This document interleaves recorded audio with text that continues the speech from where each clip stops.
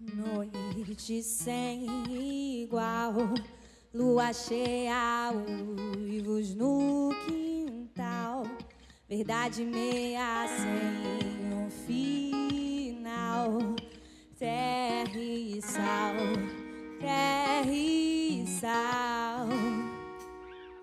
Estamos começando mais um Educação na Veia com essa banda incrível e hoje nós falaremos de educação inclusiva. Se é para ter uma educação bacana, transformadora, emancipadora, empoderadora, nós precisamos de educação inclusiva e vocês vão entender hoje o porquê.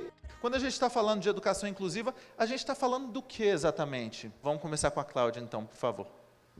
A educação inclusiva é um instrumento fundamental para uma sociedade adulta, cidadã, sem medo, corajosa, que não discrimina pessoas por nenhuma razão. Resumindo, na minha concepção, nada mais é do que a consequência direta de uma educação que dá conta das necessidades específicas de qualquer aluno, não importa quem sejam seus pais, de que forma ele olha, não olha. Nasceu é motivo de honra, de dignidade para a sua escola inclusiva. É isso aí.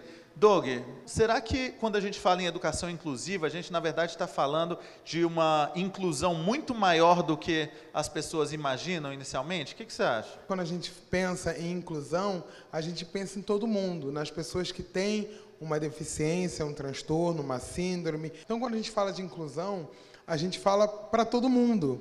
Então, a gente pensa numa sociedade que esteja adequada a qualquer tipo de pessoa e em processos adequados. Às vezes, é preciso adaptar alguns processos, mas melhor do que adaptar alguns processos, é preciso adequar a nossa sociedade para receber essas pessoas. E como eu vou adequar isso? Com processos tecnológicos, ou com outros tipos de processos, mas que esse processo possa abraçar a todas as pessoas que existem realmente na sociedade.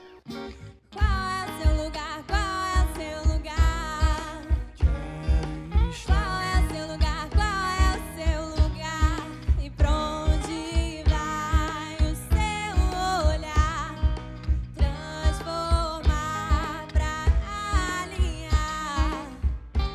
Vamos lá, Camila, conta um pouquinho da sua história como mãe, como você se aproximou um pouco mais da inclusão das crianças com deficiências. Eu sou mãe do Miguel, então, com 7 anos. Esse ano ele foi para o ensino fundamental, primeiro ano, então uma experiência nova para a gente e uma visão bem específica, né? Com o olhar mesmo de um outro lado. O processo seletivo, assim, ele passou por uma auditoria dentro da fundação, isso em Brasília, né? Funciona dessa forma.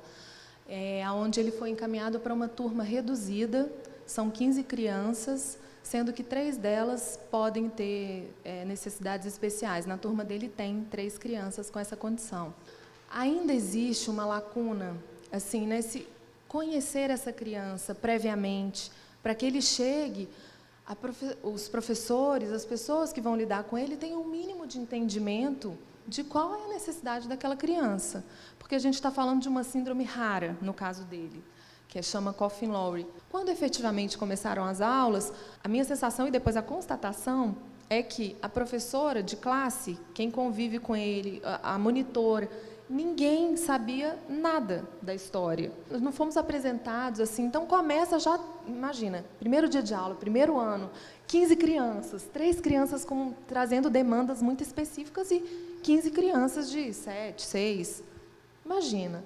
Então, eu acho que nesse sentido, se a gente tem esse conhecimento prévio, eu acho que a gente poderia cortar alguns caminhos. Carla, sim, você é ativista, defensora dos direitos das pessoas com deficiência. Por mais que, né, a escola teve uma turma diminuída, o Miguel foi para uma turma com menos alunos, mas não houve um preparo para recebê-lo. Essa questão de preparo é um pouco uma armadilha, porque a gente pode cair na armadilha de eu nunca estou pronto, então eu tenho que me preparar. Peraí, as crianças estão aí, elas precisam estar na escola, a escola tem que receber todos.